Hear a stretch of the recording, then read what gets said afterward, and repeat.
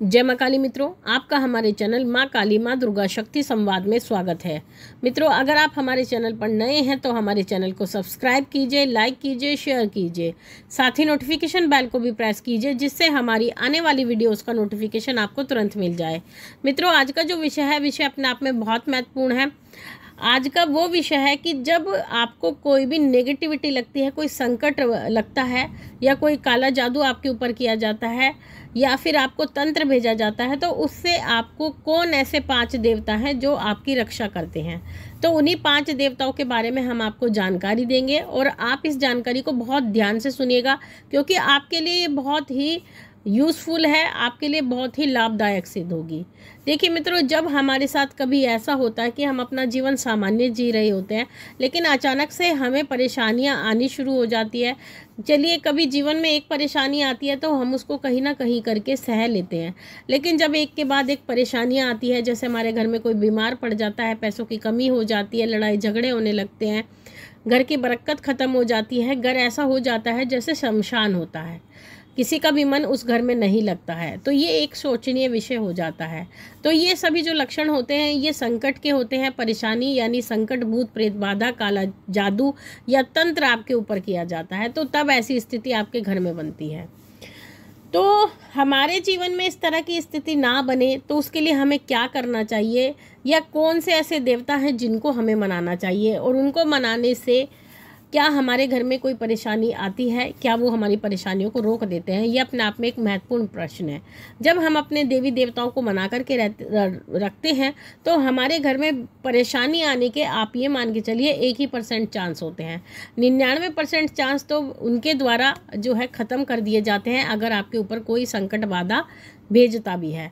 तो देवी देवता आपकी हर प्रकार से रक्षा करते हैं। जिस प्रकार से किसी का वार एक ढाल रोक लेती है, उसी प्रकार से वो वार देवी देवता रोक लेते हैं। लेकिन अब यहाँ पर बात आती है कि क्या आपने उन देवी देवताओं को मना रखा है। अगर आपने देवी देवताओं को मना रखा है तो ही वो आपकी रक्षा करते हैं, लेकिन अगर आपने उनको कभी नहीं मनाया है या उनके बारे में आप कुछ नहीं जानते हैं तो वो आपकी किसी भी प्रकार से रक्षा नहीं कर सकते।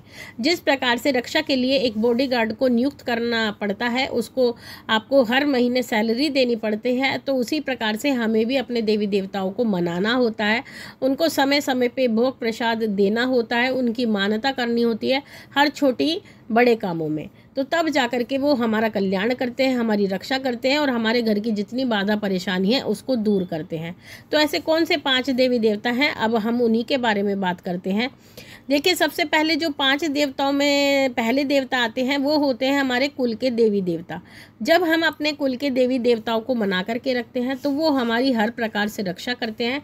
जिस घर की कुल देवी स्ट्रॉन्ग होती है यानी मजबूत होती है, उस घर में स्त्रियों को कभी कोई कष्ट नहीं होता, स्त्रियां उस घर में बीमार नहीं रहती हैं और स्त्रियां जो हैं हर प्रकार से घर में सुख समृद्धि का कार्य करती हैं, स्त्रियों में आलस नहीं रहता है।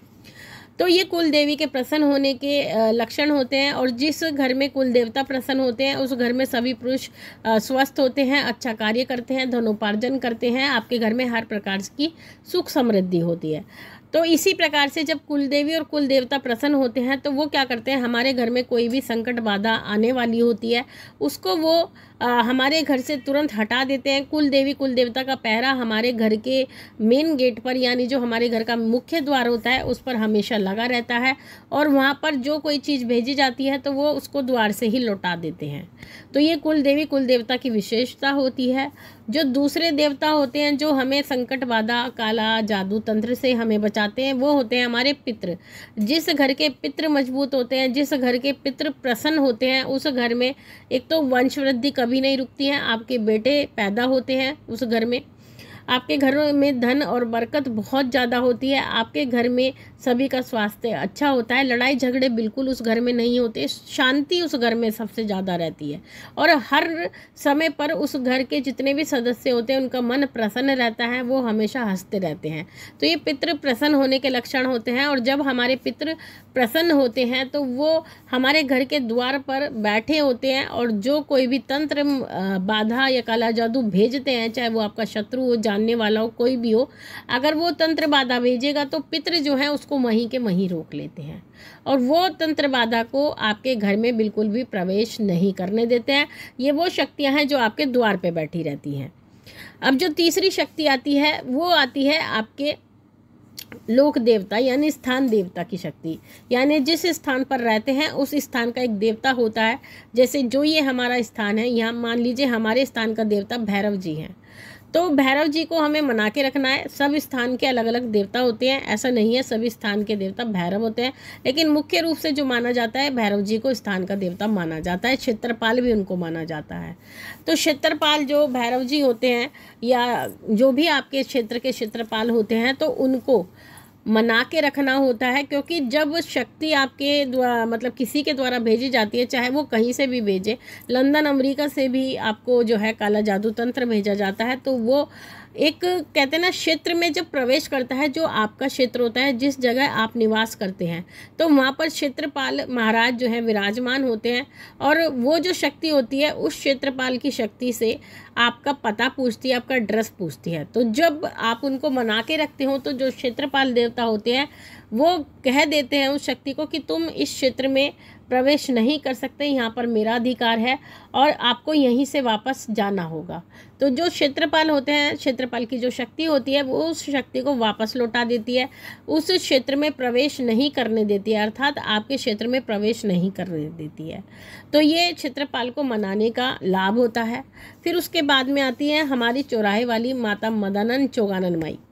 तो जो चौगानन माई होती है वो चौराहे की रानी होती है। चौराहे पर उनका स्थान होता है, मैदानों में उनका स्थान होता है, कल्लरों में होता है, मसान में होता है, तो जगह जगह पर उनका स्थान होता है। लेकिन जब क्षेत्र में प्रवेश करती है, अगर आपके क्षेत्रपाल स्ट्रॉन्ग नहीं है, मजबूत नहीं है, तो वो क्षेत्र में प्रवेश कर जाएगी। लेकिन उसके बाद में वो आती हैं चौराहे पर। अगर क्षेत्रपाल कमज़ोर हैं तो वो उनको अनुमति दे देंगे आपको अपने क्षेत्र में प्रवेश करने की, फिर वो चौराहे पर आ जाती है। तो चौराहे पर जब वो आएगी तो फिर वो जो भगवती विराजमान है चौगानन माई, उनसे पूछेंगी कि वहाँ पर जहाँ पर मैं जा रही हूँ या जहाँ पर मुझे भेजा जा रहा है शक्ति को, काला तंत्र जादू जो भी भेजा जा रहा है, तो वहाँ पर जो भगवती चौगानन माई होती है, अगर आपने उनको मना के रखा है तो वो वहाँ पर उसको रोक देती हैं, बिल्कुल भी प्रवेश नहीं करने देती।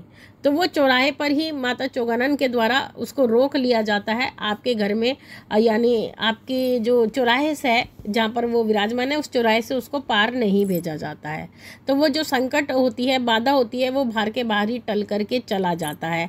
ये चौगानन माई की विशेषता है। तो ये 4 देवता आपको हमने बता दिए हैं। अब जो सबसे महत्वपूर्ण देवता आते हैं वो होते हैं हमारे इष्ट देव। अगर हम अपने इष्ट देव को मना के रखते हैं, उनकी मान मनौती करते हैं, उनकी सेवा करते हैं, लगातार उनकी सेवा जप तप हमारे मन में चलता रहता है और क्रियाओं के माध्यम से, मन के माध्यम से, समर्पण के माध्यम से जब हम ये कार्य करते रहते हैं, तो वहाँ पर क्या होता है, जो आपके इष्ट देव होते हैं, इष्ट देव भी आपकी सहायता करते हैं। तो इष्ट देव भी जो वो शक्ति होती है, जो संकट होता है, उसको रोक लेते हैं। इष्ट देव भी आपको संकट नहीं आने देते हैं और आपके ऊपर हर प्रकार से अपनी कृपा करते हैं, क्योंकि ईश्वर से बड़ा कोई नहीं है संसार में।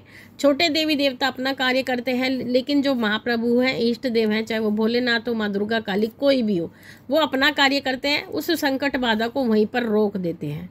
तो क्योंकि जब इष्ट देव का कवच आपके ऊपर होता है, मान लीजिए वो सब जगह से वो शक्ति निकल के आ भी जाती है, स्थान से भी निकल आती है, चौराहे से भी निकल आती है, पितरों से भी निकल आती है, कुलदेवी कुलदेवता से भी निकल आती है, सब जगह से निकल आती है, तो फिर वो आपके ऊपर प्रहार करने के लिए आती है। तो वहाँ पर आपका जो काम आता है वो आपके इष्ट की कृपा, आपके इष्ट का कवच काम आता है।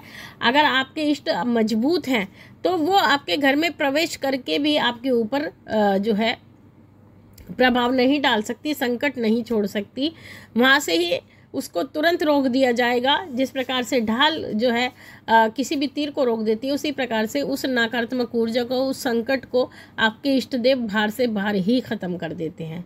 तो मित्रों, ये जरूरी होते हैं, ये 5 देवता जो आपकी हर प्रकार से रक्षा करते हैं। ये जानकारी आप सभी के लिए महत्वपूर्ण है। तो आशा करते हैं आप अपने सभी देवी देवताओं को मना के रखेंगे, जिससे कि वो आपका हमेशा कल्याण करती रहे। तो मित्रों, ये थी जानकारी आप सभी के लिए। माँ भगवती से यही प्रार्थना करते हैं कि वो आपके भंडारे भरती रहे, आपकी सभी मनोकामनाओं को पूर्ण करती रहे, आप पे अपना पूर्ण पूर्ण आशीर्वाद बना के रखे। आपसे जल्दी मिलेंगे, तब तक के लिए जय महाकाली, जय महाकाल।